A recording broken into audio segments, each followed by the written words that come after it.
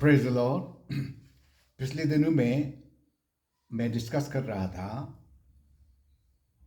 Faith and hope एक सिक्का का दो पहलू है।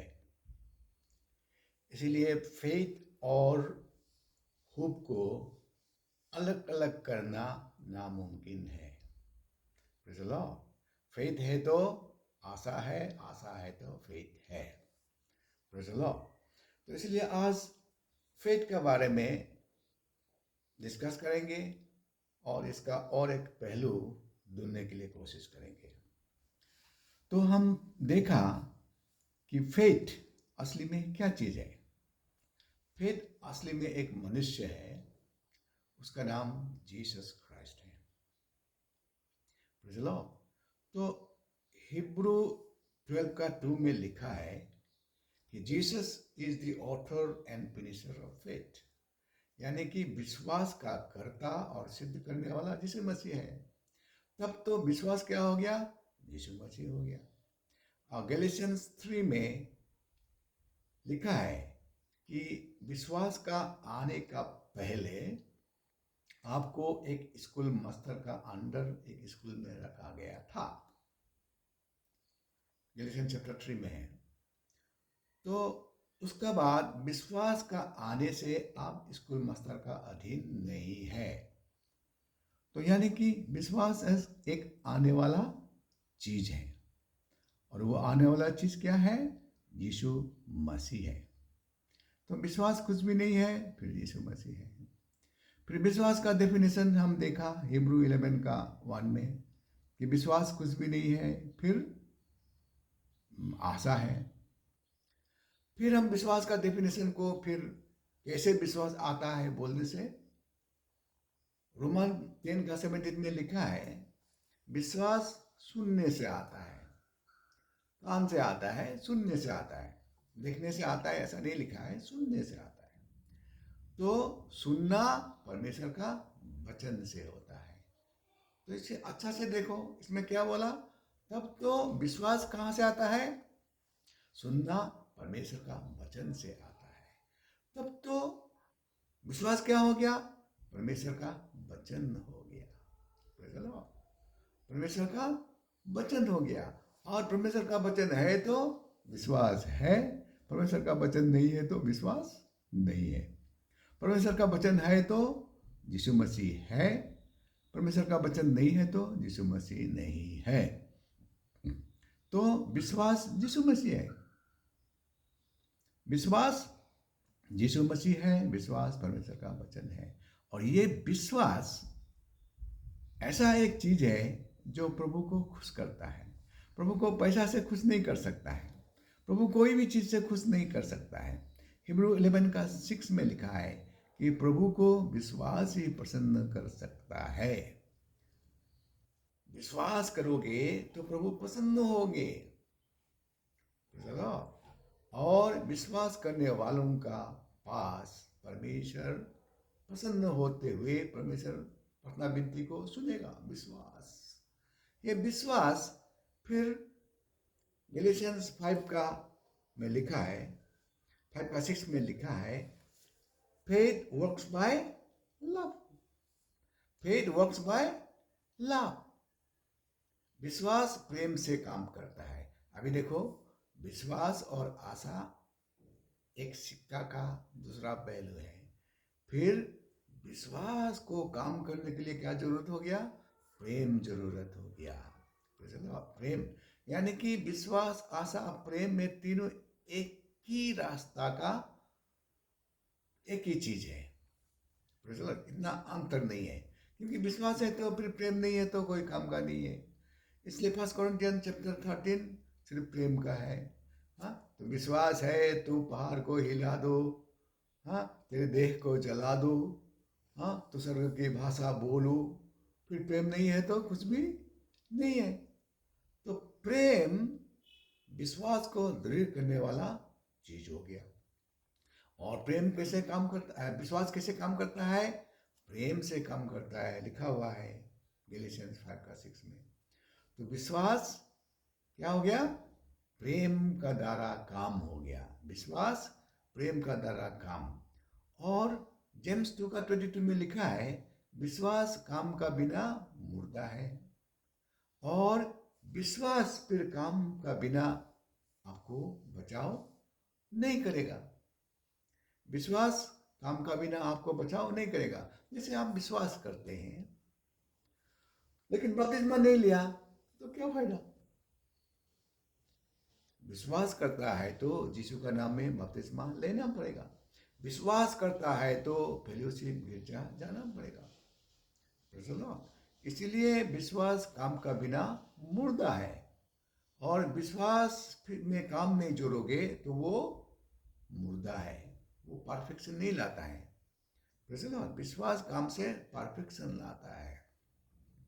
अब्राहम सबसे परफेक्ट विश्वासी, विश्वास का पिता कहलाता है। क्यों? बोलने से वो विश्वास का काम किया और अपना बेटा को कुर्बान करने के लिए वो चाकू उठाया, प्रभु को सेक्रीफाइस करने के लिए, लेकिन प्रभु ने उसको बचाया। वो विश्वास का काम किया। इसलिए विश्वास करता है तो, फेथ है तो you must do work of faith. prayer of faith. Prayer of faith brings does lot of works बोल के जेम्स 5 में लिखा हुआ है, जेम्स 5:16 में लिखा हुआ।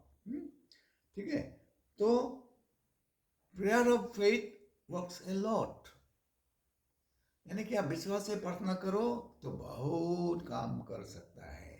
जैसे विश्वास से एलिजा प्रार्थना किया, हमारा जैसा आदमी है, जेम्स 5 में लिखा है, तो हमारा जैसा आदमी प्रार्थना किया तो 3.5 साल बारिश नहीं हुआ, और फिर प्रार्थना किया फिर बारिश आ गया।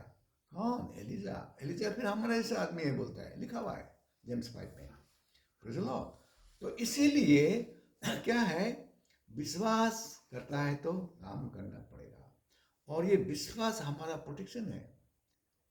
इफिशियंस 5:16 में लिखा है seal of faith.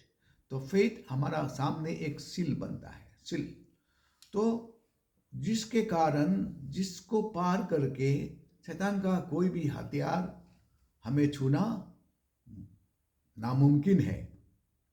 Seal of faith, परमेश्वर का नाम सील ऑफ फेथ।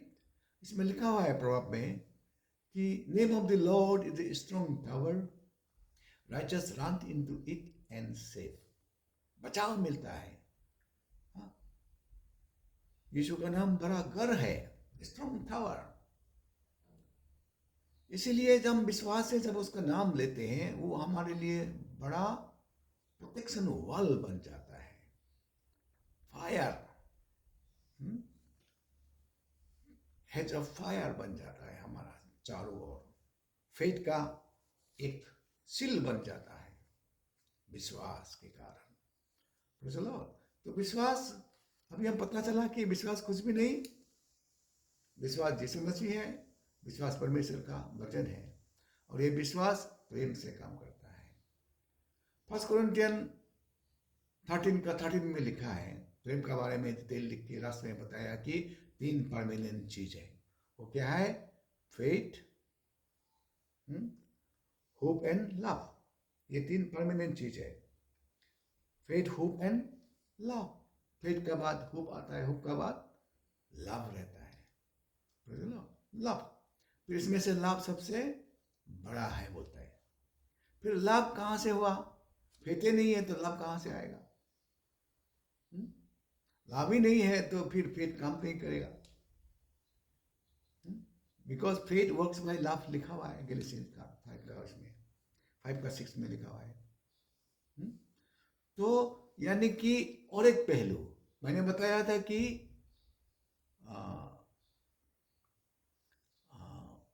विश्वास और आशा एक सिक्का का 2 पहलू।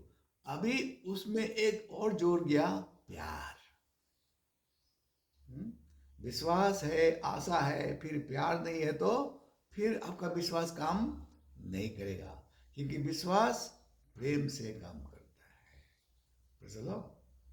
और ये विश्वास यीशु मसीह भी प्रेम से काम करता है।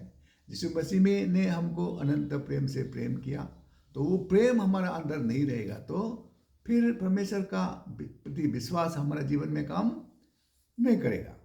पर चलो, इसीलिए विश्वास कुछ भी नहीं यीशु मसीह है, विश्वास कुछ भी नहीं परमेश्वर की वचन है। पर चलो, और विश्वास प्रेम से काम करता है, और ये विश्वास को काम से हमको पूरा करना पड़ता है, और ये विश्वास परमेश्वर को खुश करता है। कोई भी चीज़ परमेश्वर को खुश नहीं कर सकता है। यानी कि परमेश्वर का खुश करने का चीज़ क्या हो गया? परमेश्वर का वचन दिल में भरपूर रहना, वो ही हमारे लिए क्या हो गया?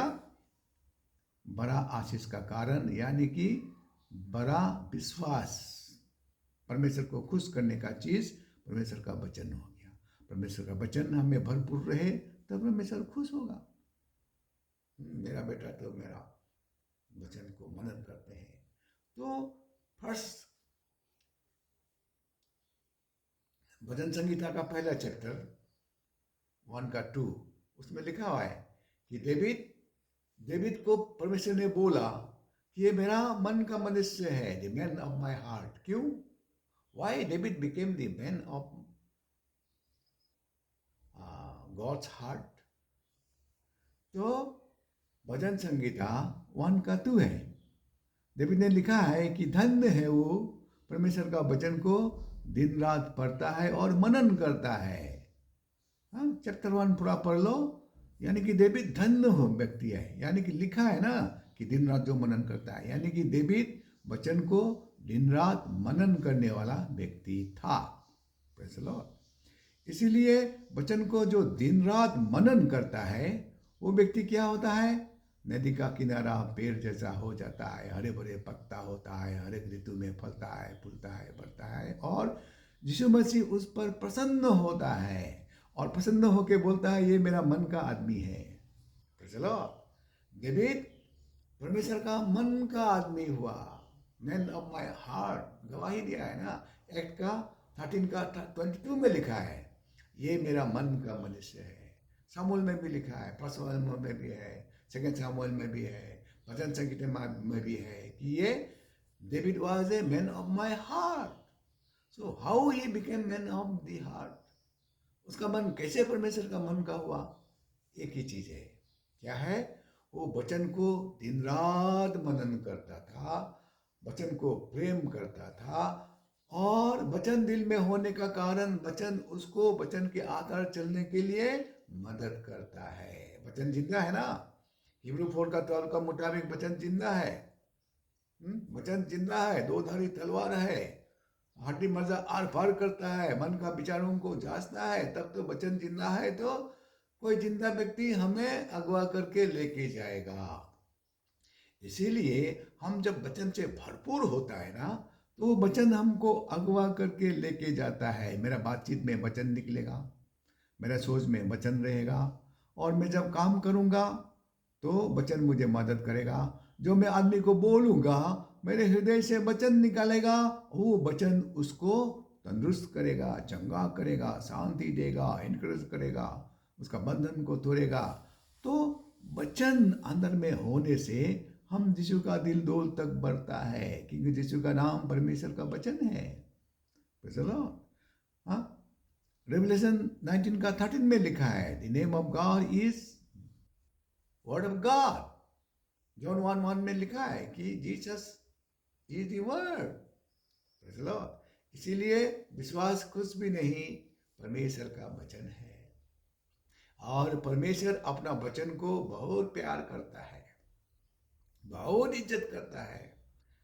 साम 138 का 2 में लिखा है God has magnified his name more than his God has magnified his word more than his name, ऐसा लिखा है।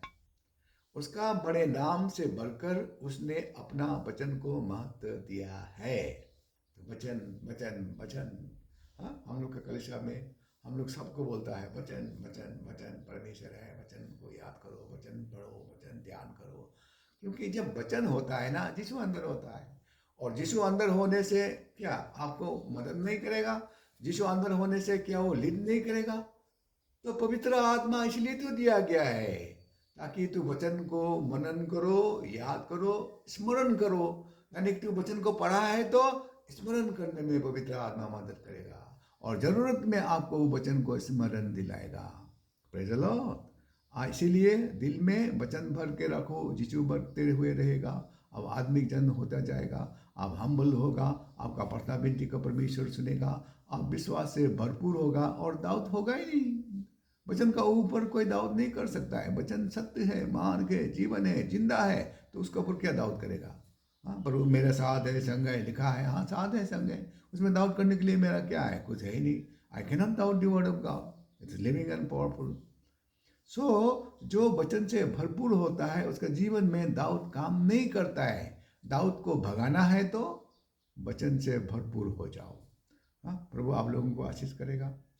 तो इसीलिए अल्टीमेटली वचन सब कुछ हो गया। वचन परमेश्वर हो गया, वचन विश्वास हो गया, और वचन परमेश्वर को खुश करने वाला चीज हो गया, और वचन प्यार हो गया। यानी कि faith is love, love works, faith works by love. यानी कि फेथ, होप, लव, हाँ, ये तीन तीन ट्रायंगल का तीन हिस्सा है। कॉइन का दो हिस्सा है, जैसे सिक्का का दो पहलू।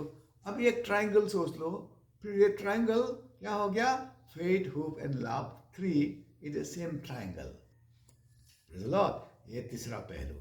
तो प्रभु आपको आशीष करे, तो विश्वास से भर जाए, आशा से भर जाए, और यीशु मसीह आपका साथ सदा रहे, और पवित्र आत्मा का सामर्थ्य से आपको, सुनने वालों को सदा सर्वदा गाइड करे, और दिल में सदा शांति रहे, और भरपूर आशीष से भरता जाए। तो यीशु के नाम से मैं विनती करता हूँ।